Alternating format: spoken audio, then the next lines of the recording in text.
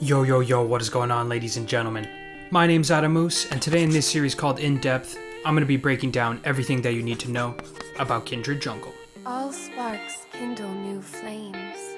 Kindred is a marksman carry jungler with a very unique kit and playstyle. She has insane late game scaling and damage, which makes her a great pick to learn and to start climbing the ranks with.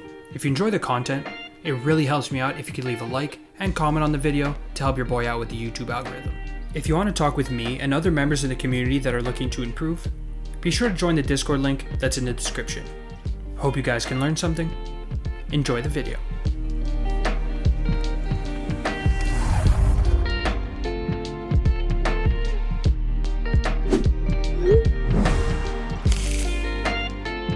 Abilities.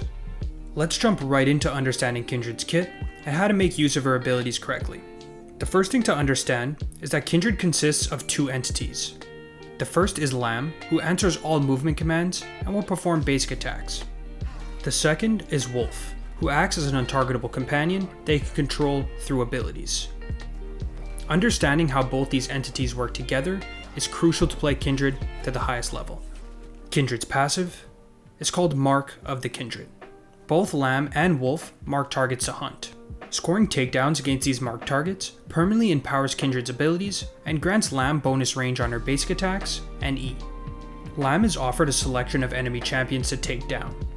Once selected, a mark is applied to that enemy after an 8-second delay and can be collected.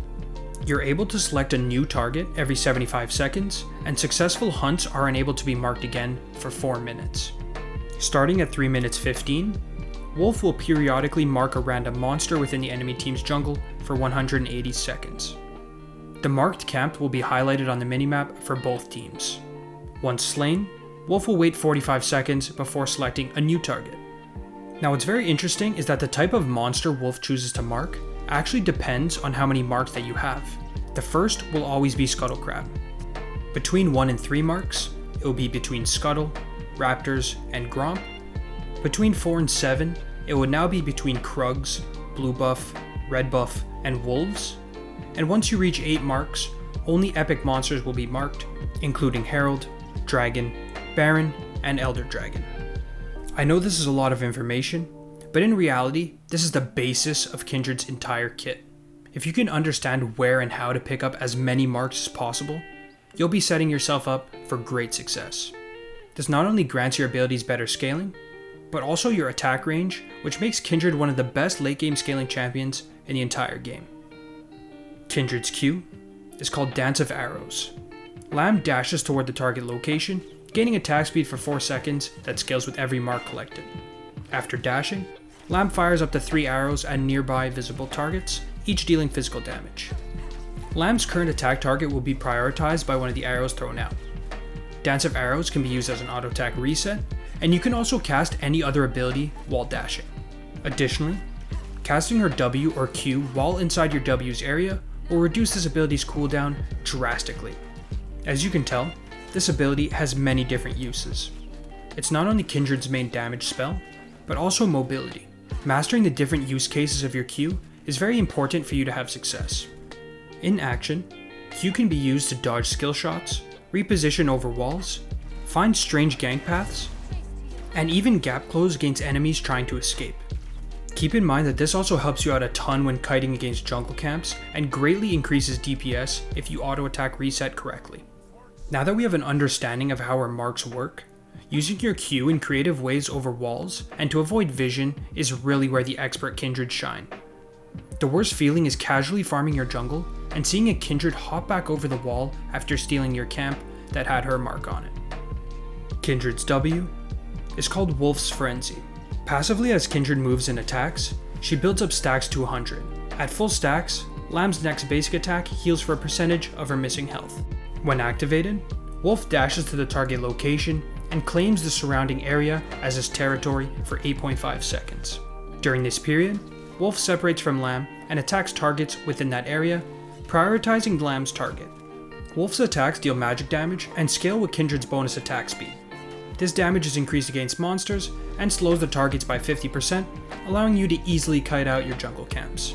Wolf's Frenzy immediately ends if Lamb leaves the area or dies. Now this ability can be used in many different ways depending on the situation. In most cases, it's used to really boost your DPS since it lowers your Q cooldown drastically. This can also be used in specific areas to grant you more mobility, being able to catch up to enemies, run away, or simply just skirmish better. The ability itself is simple, but the placement is really what you need to think about in advance. Kindred's E is called Mounting Dread. Kindred fires out a shot at the target enemy that marks and slows by 50% for 1 second. Lamb's attacks against the marked enemy apply a stack, up to 2 stacks total. Her next auto while they're on 2 stacks will direct Wolf to pounce them, dealing physical damage and critting enemies who are low on HP. The missing health threshold actually scales with crit chance, meaning that when you have a couple crit items, your E will start doing insane damage to targets even over 50% health. Mounting Dread is a fantastic execute tool, not only in duels, but also while clearing your jungle. Too many times I see Kindred players opening up by spamming all their spells right away. This just leads to you losing DPS since you're using your E while the target's at full health. Kindred's ultimate is called Lamb's Respite. Lamb blesses the ground under herself for 4 seconds.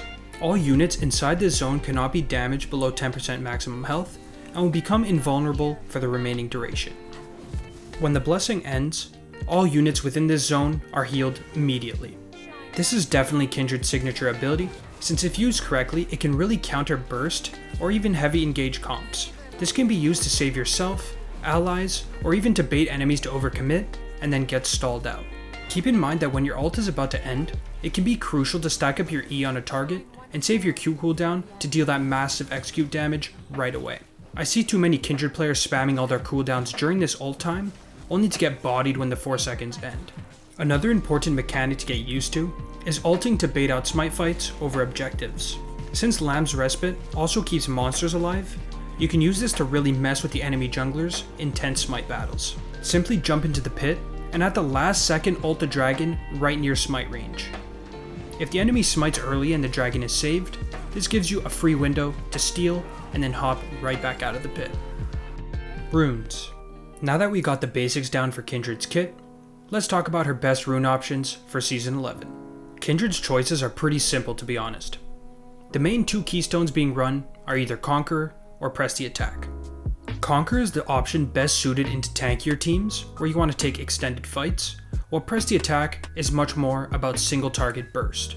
To finish off the precision tree, Triumph, Legend Alacrity, and Last Stand are by far the most common options among high elo Kindred players.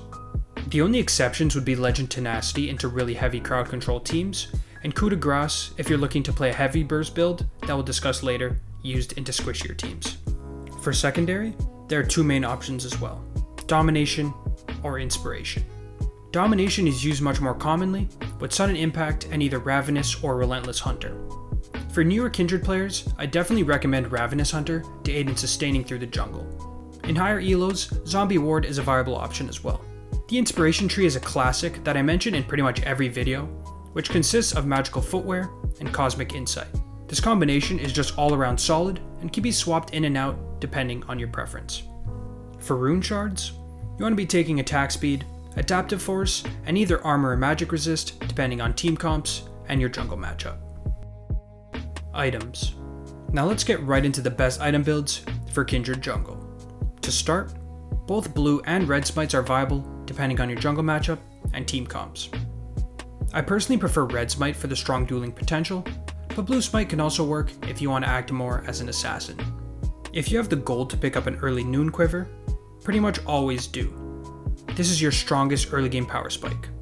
For boots, Berserker's Greaves for pure DPS, Plated Steel Caps into auto attack based teams, and Merc Treads against CC are going to be your main options. Now for mythics, Kraken Slayer and Gale Force are definitely your top 2 choices. Kraken for pure auto attack damage output, and Gale Force for more mobility and quick burst.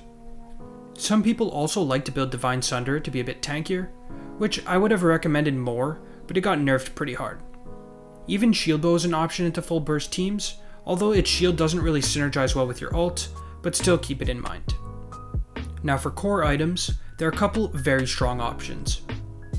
Collector is amazing for burst, Wit's End for on-hit and magic resist, Phantom Dancer for DPS, Runance for faster clears, Lord Dominix for more armor pen, Mortal Reminder for healing reduction, and Infinity Edge for massive damage when you reach 60% crit. When finishing off your build, your goal is to stack as much damage as possible while getting a couple defensive or utility tools built in. Building Kindred is almost like a mix between an ADC and a bruiser. It's important to think about what your optimal build should be for every scenario, since this can drastically change from game to game. Jungle clears. Now let's get into Kindred's jungle pathing and some general jungle strategy. First things first, let's discuss the mechanics behind clearing your jungle efficiently. As discussed earlier, using your Q as an auto attack reset and kiting tool is going to be crucial to not only speed up your clear, but also to avoid damage. To build onto this, it's important to use your W in good locations to make sure that you get multiple Qs off while you're kiting. This also goes for the passive healing that your W gives, meaning you should always try and keep moving to get multiple heals off. Lastly is using your E as an execute against higher HP targets, such as both your buffs and Gromp, since doing this will really speed up your clears as well. Next is understanding Kindred's general jungle playstyle, since it can be very unique compared to other junglers. First is planning your jungle pathing around marked champions or jungle camps. This can be as simple as marking the enemy laner that you're pathing towards, or changing up your clearing route based on a new mark that spawns in the jungle. If you want to get more advanced using marks, you can even mark lanes to create artificial pressure when you have no intention of ganking. These mind games can be very useful, especially if the enemy has no vision of where you are. This can lead to the enemy playing extra cautious, or maybe not going for a play that they had in mind, because they think you're going to be there to counter, when in reality you're just pathing to the other side of the map. This also goes for making cross-map plays when your mark spawns in the enemy's jungle. For example, if your mark spawns at the enemy's Krugs and going there would be completely out of your way, this could be a great time to maybe take a dragon or dive bot lane, since the enemy jungler will most likely try and clear your mark as fast as they can. This is not always the case, but with some good game understanding and foresight, good Kindred players can start to predict the enemy jungler's mindset and make decisions off that alone. Lastly, on the topic of marks, is really paying attention to the enemy's jungle path. If you get really experienced at jungle tracking and understanding Kindred's marks, you can start to know exactly where your marks are going to spawn. Although this is for more veteran players, pulling this off consistently is really what makes a difference for the top Kindred players. Now let's talk about ganking and skirmishing. First is to remember that since Kindred has ranged autos, having red buff makes you way more dangerous.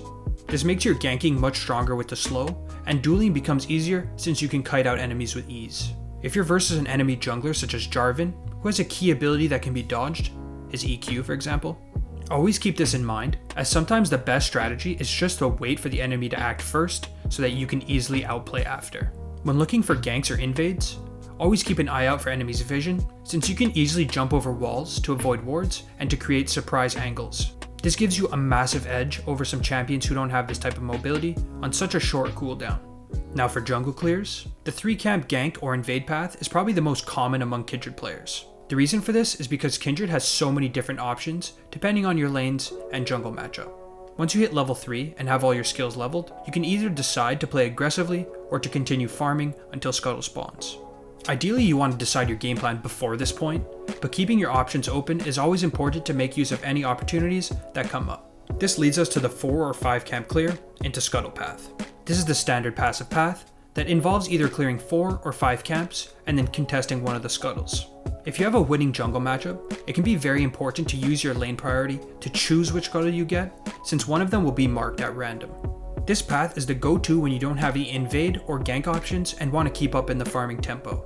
If you want the most aggro path possible, a level 2 gank or invade path is the go-to choice for you. This is a high risk, high reward game plan that really requires you to get some sort of advantage at level 2. You can make use of Kindred Q to jump walls and get in the enemy jungler's face right away, either trying to kill them or to steal their jungle camps. Whenever going for this path though, it's very important that you understand how far behind you'll be if this doesn't work out. If you see a good opportunity, go for it. Just know that forcing this path every game is definitely not the move if you want to consistently climb. Weaknesses. Kindred's biggest weakness is that she's very squishy and can be really depressing to play if you get behind. Since Kindred's only utility is her ult, if you and your team are behind, it can be very hard for you to have any impact on the game. To build onto this, Kindred heavily relies on getting marks to start taking over games. If you have all losing lanes and are unable to invade, This can lead to you being stuck under 4 marks, which really reduces your power. Don't get me wrong, Kindred's mark system is a great mechanic that really allows you to hard carry games. It's just important to understand the downside to this, since being trapped under 4 marks can feel extremely bad, especially if the enemy team is long ranged. Lastly, Kindred is actually pretty damn difficult to learn, especially if you're not familiar with some of the ADC mechanics, such as attack moving and kiting. Although Kindred's a jungler, her teamfighting plays out like an AD carry. This also goes for clearing your jungle, since it's very important to kite out your camps properly to avoid damage and increase your efficiency. Not knowing how to mechanically play Kindred is probably the biggest weakness I see in most players, since most other jungle champions don't require the same fundamentals needed to play Kindred at a high level. Strengths. First things first, Kindred is one of the best scaling champions in the entire game. That is, of course, if you get a lot of marks.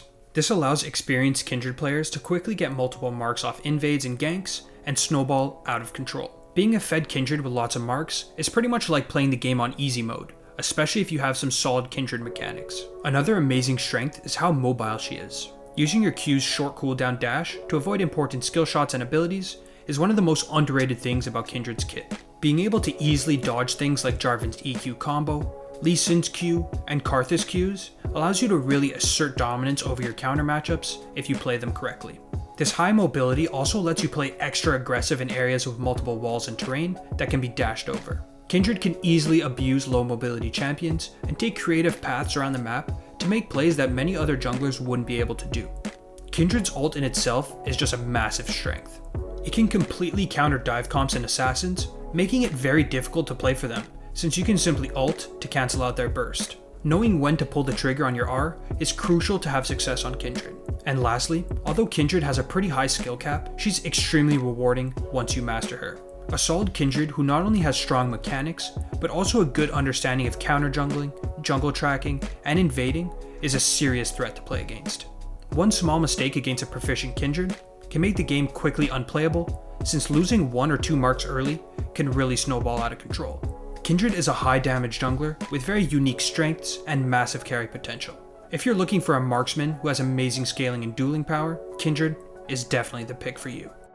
That will do it for my in-depth guide on Kindred Jungle. I appreciate you all for watching, and if you enjoyed, be sure to leave a like and subscribe to my channel for future in-depth videos. If you have any questions or opinions, be sure to leave them in the comments below. I'll be giving away free coaching sessions every month to members of the Discord, so be sure to click the link in the description if you're interested. With all that being said, thanks again for watching guys, really appreciate it. Until the next video, peace out.